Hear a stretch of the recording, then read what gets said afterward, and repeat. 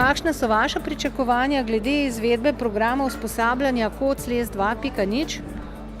Običajno v podjetjih izvajamo izobraževanje v okviru nekih seminarjev, ki so bolj kratkotrajni, projektno naravnani.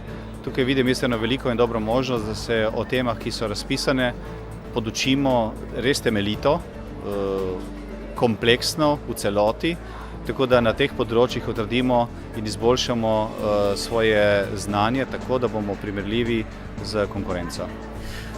Od podjetij, ki so vključena, pričakujemo, da bo vsako podjetje vsaj eno izboljšavo poslovnega procesa uvedlo z namenom, da najdejo nove tržne niše, da povečajo prodaje. Vsekakor pa želimo s tem spodbuditi rast lesne industrije in večjo prepoznavnost slovenskih blagovnih znamk. To je za nas projekt z vizijo. Ne gremo več financirati projektov ali pa usposabljanja z namenom, da se izvede samo usposabljanje sama na sebi. Zelo pomembno nam je, da usposabljanja privedejo do nekega poslovnega rezultata. V tem primeru pa imamo še zelo pomembno področje, ki ga razvijamo, in to je design management, uvajanje sprememb, boljša prodaja.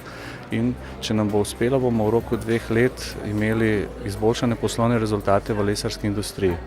To je za nas ključno in to je tisto, česar se veselimo.